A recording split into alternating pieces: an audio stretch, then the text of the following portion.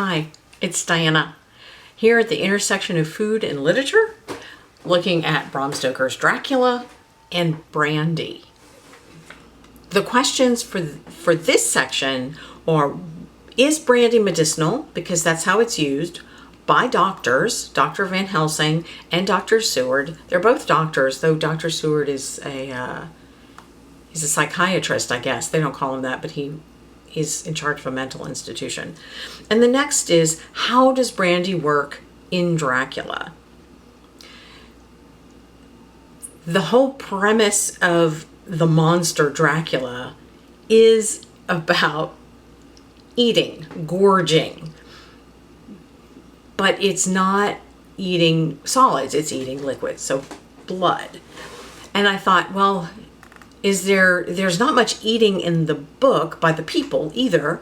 There is a section that for a lot of the book, the people will say, we have to eat a hearty breakfast because we have a lot of work to do. But then though they in theory eat it, you don't see them eating.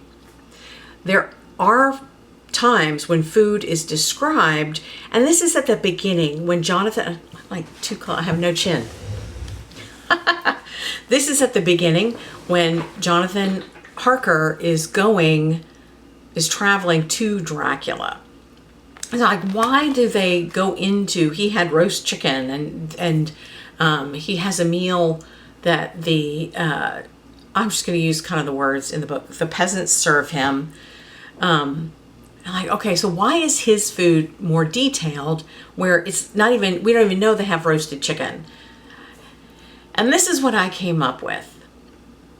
That to me, if he's traveling, Jonathan is traveling from England to this foreign land. First off, travel books were a big thing. I don't know if they were a big thing at that time, but they were certainly a big thing. And this idea of going into an unknown land and describing, I mean, heck, people still do that.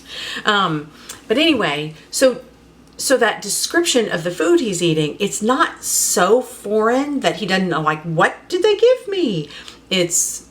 I recognize this stuff, and it's different served this way. So it kind of gives us this idea of moving into a place that he's not exactly comfortable or familiar with, which goes with the fact that the people keep trying to warn him about Dracula. And he's like, oh, aren't they funny? Aren't they superstitious? Of course, he learns that they're not funny at all.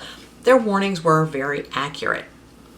So the other time when we see Jonathan actually eating and we get descriptions of what he's eating is when he's in Dracula's castle. And Dracula serves him. Now, we don't find out till later when Jonathan finds out that Dracula is the one preparing and serving the food, doing all the things. There are no servants. And he eats, and Dracula's sitting there, but Dracula doesn't eat. And to me, this is a comparison. This is not only Jonathan's starting to see, something like the first night he could go, okay, well, he ate because I'm really late getting here. But every time Dracula doesn't eat. So it becomes a thing. Why doesn't this man eat? And it helps Jonathan and the reader discover how different Dracula is. A being that doesn't eat, that we don't see eat. How weird is that? Very weird. Now the other eating is also, okay, I made the face. It's repulsive. To me, it's repulsive. And that's Renfield. And he is in the insane asylum and he eats flies and then he eats spiders. And then at one point he eats a bird. And we don't see him actually eating the bird. There's just feathers left. And that's kind of like the path that was going. And then he gets excited, wanted a kitten. Ugh. And his thing is, I'm going to eat life. And what he can get, who knows what he would be eating if he had full access to the world. But what he is eating is that he's consuming life, which is what drinking somebody's blood, Dracula is drinking the life out of somebody. So Renfield's idea is, if I eat flies, I'm eating a life. But if I eat a spider that has eaten a lot of flies, then I'm getting all those flies plus that spider, and so on goes. Okay, you just lead it to the end and it gets worse and worse. So the brandy.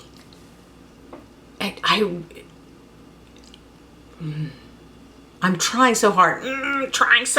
What does it symbolize? And it just seems so literal to me that it literally was thought of as medicine. And they literally are trying to revive her with a medicine. So how is that symbolic? And the other thing Lucy does, they do give her transfusions. So there is blood involved too, which is also kind of medicinal.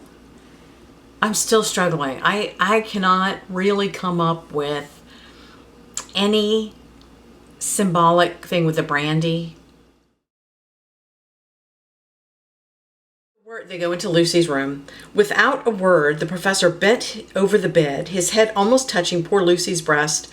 Then he gave a quick turn of his head as of one who listens, and leaping to his feet, he cried to me, "It's not yet too late. Quick, quick, bring the brandy." I flew downstairs and returned with it, taking care to smell and taste it, lest it too were drugged like the decanter of sherry that I found on the table. I had forgotten about that. So the sherry, the maids or the ladies in wait, whatever they are, the maids had had some of it, and it was drugged, and so they were no help at all to Lucy. Let's see.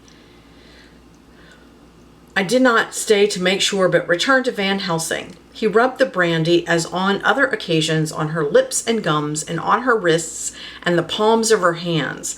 He said to me, "I can do this, all that can be at the present. You go wake those maids." So that I forgot about that it's not just in the mouth that the brandy is rubbed. It's other parts of the body, like to revive.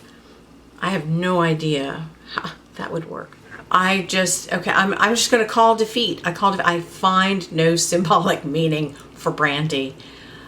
I probably will after I publish this, and I'll be like, oh, of course.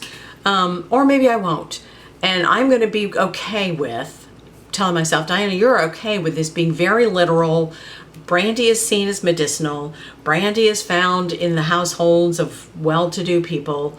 And it's not symbolically afforded. It was believed to be medicinal. In fact, I found evidence that it's still being claimed to be medicinal. And I'm not refuting the claim. I am saying it works very happily in Dracula, that we don't have to have a lot of doctor talk. We can have just some simple brandy. They don't have to run out and get a prescription. The Van Helsing does transfusions. That works for a while. We use the brandy. We don't need a lot of doctory stuff going on. We can carry on with the story. That's perfectly legitimate reason to have it, to carry on with the story. Okay, so all that talking, all that rigmarole, I found out what brandy is. I've thought a lot about eating and drinking in Dracula, and I came away with brandy is a convenient medicinal liquid that is found in a house and can be used to keep the story going. And that's good. I'm good with that. Next week is Thanksgiving, so I might pop in to say hi, but probably I will just be eating. And then I'll have one more story before the end of the year.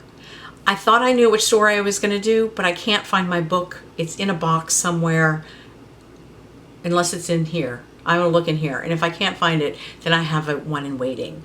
But it'll be a Christmas type food story.